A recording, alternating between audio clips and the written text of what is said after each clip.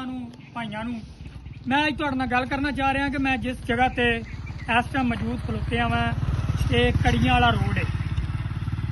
मैं अज जिहड़ी बड़ी अहम और बड़ी संजीदगी दे नाल और बड़ा दिल गुरदा रख के अज मैं तुहाडे नाल सारे दोस्तां नाल पहले तलके दी लोकां नाल गल करना चाह रहा कि असी वो लोग हाँ कि जिहड़े अपने अपने मफाद वास्ते चाहे सानू जिन्ना भी किसी नाल लड़ना पवे असी लड़ पुल जाने हैं, लेकिन एक इंसानियत होंदी है, एक इंसानियत का कोई नाता या कोई किसी नू एक दर्द होंदा है।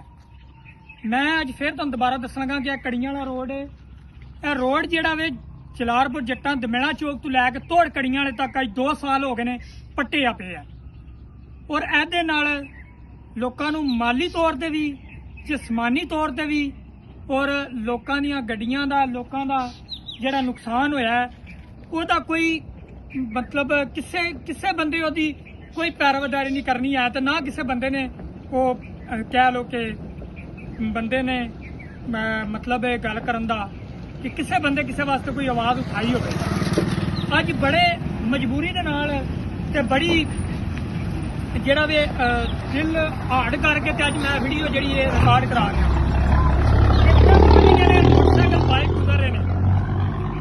ਅੱਜ तारीख तुसी याद रख लो 26 जुलाई है और 15 अगस्त नूं स्कूल लगन जा रहे ने। जिस टाइम रोड नहीं सी बनी स्कूल लगे सन 2 हादसे हो चुके ने। मैं जिहड़े पिंड दे विच खलोते हाँ मंगोवाल शर्की इस पिंड का नाम है। इस पिंड दे विच भी एक 12-13 साल के बच्चे की डेथ हुई है इस रोड के उत्ते, सिर्फ इस रोड की वजह तो। और दूसरी गल 15 अगस्त को जिस तरह के स्कूल लग रहे ने इस पिंड दे विच 2 स्कूल ने और दोवें समझो कि बिल्कुल रोड के उत्ते पिंड स्कूल ने और छोटे बच्चों का स्कूल ने, एक बच्चियां का स्कूल है। अल्लाह ना करे कि कल नूं कोई होर हादसा हो जाए। तुसीं इह नाल तस्वीरां वीडियो चलदियां वेखदे हो पे कि किरे ट्रैक्टर मुंदा होया है, किरे मोटरसाइकिल वाला भाई डिगे है। यकीन जानो कि इन्हां दे हत्थां दे नाल बंदियां नूं इत्थों डिगदियां चुक्या है। मैं लास्ट तौर ते बल्कि अपने जिन्ने मेरे दोस्त बाब ने उन्हां दे सारे तावन दे नाल अज जिहड़ी वीडियो बनाई है इहदे च एक ही गल करां दा कि अगर हुकूमत पाकिस्तान ने, अगर DC साहब ने या कोई MNA 45 फार्म वाला या कोई MNA 47 फार्म वाला अगर किसी ने इहदे ते कोई आवाज़ ना उठाई तो असी इंशाअल्लाह सारे जिहड़े पिंड ने पिंडां ने रल के एहतजाज कर सकते हैं और यह एहतजाज उदों तक जारी रहेगा। असी उन्हां तक रोड के उत्ते उठना नहीं जिन्ना देर तक रोड बननी शुरू नहीं होगी।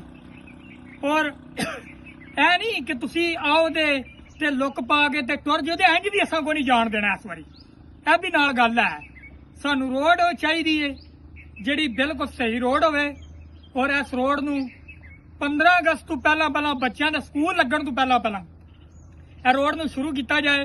नहीं तो असी पिंडां वाले लोग, असी पिंडां वाले इकट्ठ, असी दोस्त वगैर, असी बजुर्गों के नाल ऐसे रोड के उत्ते दवा साइडा तो असां रोड बंद कर देनी है।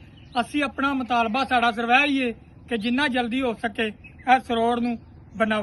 तो मैं हर जे फिर गल करां कि जिन्ने आले दुआले वाले पिंड ने, पिंडां वाले दोस्त भाई ने, इन्हां नूं कि इस वीडियो नूं ज़्यादा से ज़्यादा शेयर करो ताकि उन्हां सियासतदानां तक भी पहुंचे और दूसरी गल है जिन्हां ने रोड बनानी है उन्हां तक भी पहुंचे और उन्हां ठेकेदारां तक भी पहुंचे।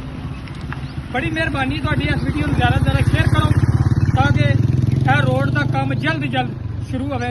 बड़ी मेहरबानी, अल्लाह सोने दे वास्ते।